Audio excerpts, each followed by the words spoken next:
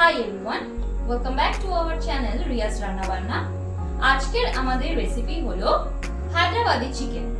তাহলে চলুন দেখে নিই হায়দ্রাবাদি চিকেন বানাতে কি কি উপকরণ প্রয়োজন। প্রথম আমাদের লাগছে চিকেন। এখানে আমরা 1 কিলো চিকেন নিয়েছি। পেঁয়াজ, এখানে 3টে মিডিয়াম সাইজের পেঁয়াজ কুচি কুচি করে কেটে নিয়েছি। একটা গোটা পাতিলেবু, 4টে কাঁচা লঙ্কা, কিছুটা পরিমাণ ধনেপাতা কুচি, টক দই, এখানে 50 গ্রাম মতো টক দই নিয়েছি।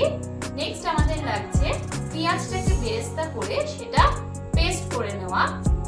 নেক্সট লাগছে আদা রসুন বাটা, পরিমাণ মতো লবণ, পরিমাণ মতো সরষের তেল, এছাড়া লাগছে আমাদের বেরেস্তা ভাজার যে তেলটা সেই তেলটা। মশলার মধ্যে লাগছে হাফ টিস্পুন হলুদ, হাফ টিস্পুন লাল লঙ্কার গুঁড়ো, হাফ টিস্পুন জিরে গুঁড়ো, হাফ টিস্পুন ধনিয়া গুঁড়ো, গোটা জিরে হাফ টেবিল চামচ, গোটা ধনে হাফ টেবিল চামচ, দুটো শুকনো লঙ্কা এবং দুটো দালচিনি, দুটো বড় এলাচ, দুটো স্টার, 3টে লবঙ্গ, 3টে ছোট এলাচ এবং দুটো জাবিত্রী। এই কটা মশলা দিয়ে আমরা একটা ভাজা মশলা তৈরি করে নেব। তাহলে চলুন দেখে নিই কিভাবে ভাজা মশলাটা তৈরি করতে হয়। মশলা বানানোর আগে আমরা চিকেনটা ম্যারিনেট করে নেব। চিকেনটা ম্যারিনেট করার জন্য প্রথমে আমরা চিকেনে অ্যাড করে নেব পাতিলেবুর রস।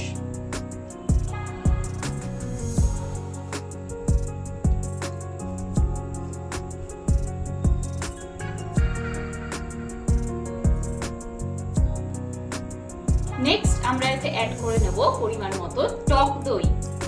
এবার আমরা এতে অ্যাড করে নেব পেঁয়াজ বেরেস্তা করে পেস্ট করে নেওয়া।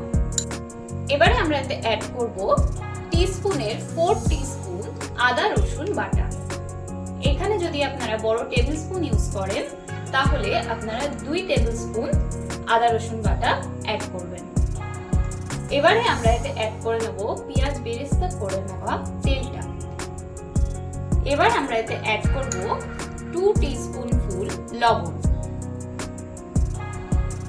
এবার আমরা এতে অ্যাড করে নেব কুচিয়ে রাখা ধনেপাতা।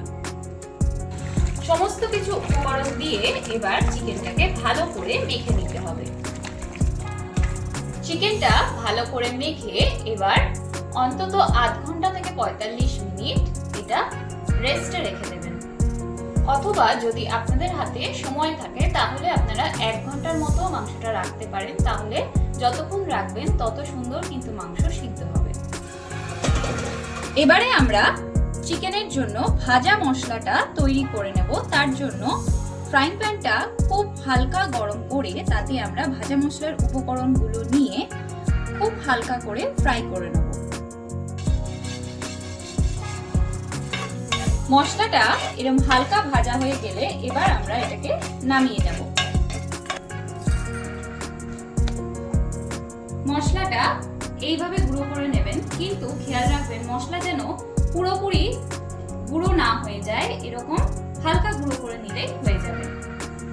এবার কড়াই গরম হলে এতে আমরা পরিমাণ মতো সরষের তেল অ্যাড করে নেব। তেলটা গরম হলে দুটো বড় এলাচ ফাটিয়ে এতে অ্যাড করে নেব। এবার আমরা এতে অ্যাড করে নেব কুচিয়ে রাখা পেঁয়াজ। এবার পেঁয়াজটাকে হালকা ব্রাউন করে ভেজে নিতে হবে। এবার আমরা একে একে এতে অ্যাড করে নেব পরিমাণ মতন লঙ্কার গুঁড়ো, পরিমাণ মতন হলুদ, পরিমাণ মতো জিরে, এখানে আমরা জিরে গুঁড়ো ব্যবহার করছি, এবং পরিমাণ মতো ধনিয়া গুঁড়ো। এবার আমরা এতে অ্যাড করব ভেজে গুঁড়ো করে রাখা মশলাটা।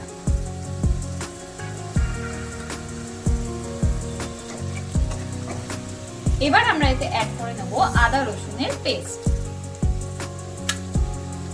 এবার আমরা এতে অ্যাড করে নেব 1 চামচ লবণ। মশলা থেকে তেল ছাড়লে এবারে আমরা এতে অ্যাড করে নেব ম্যারিনেট করে রাখা চিকেনটা। এবারে আমরা এতে অ্যাড করে নেব চিকেনটা। চিকেনটা দিয়ে এভাবে কিছুক্ষণ নাড়াচাড়া করে নিতে হবে।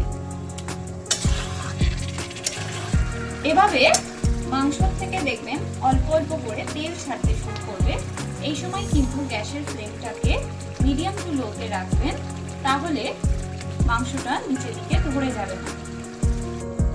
এবার কিছুক্ষণ কষিয়ে নিয়ে চিকেনটাকে হালকা আঁচে চাপা দিয়ে রেখে দেবেন। কিছুক্ষণ চাপা দিয়ে রাখার পর এবার ঢাকনাটা খুলে দেখবেন যে চিকেনটা এরকম সেমি গ্রেভি হয়ে গেছে কিনা। চিকেনের গ্রেভিটা এরকম হয়ে আসলে এবার আমরা চিকেনটা নামিয়ে নেব। চিকেন নামানোর আগে আমরা এতে অ্যাড করে দেব কুচিয়ে রাখা ধনেপাতা এবং চেরা কাঁচা লঙ্কা।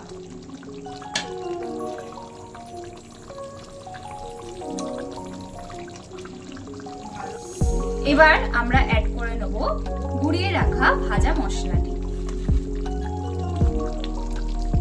তাহলে তৈরি হয়ে গেল আমাদের হায়দ্রাবাদি চিকেন। এটা আপনারা নান, লাচ্ছা পরোটা কিংবা ফ্রাইড রাইসের সঙ্গে ট্রাই করে দেখতে পারেন। আশা করি আপনাদের ভালো লাগবে। রেসিপিটা কিন্তু বাড়িতে ট্রাই করে অবশ্যই আমাদের কমেন্ট করে জানাবেন কেমন লাগলো। ভিডিওটি যদি ভালো লেগে থাকে তাহলে প্লিজ লাইক করবেন, কমেন্ট করবেন, শেয়ার করবেন এবং অবশ্যই সাবস্ক্রাইব করে পাশে থাকা বেল আইকনটি প্রেস করতে ভুলবেন না। আমাদের ভিডিও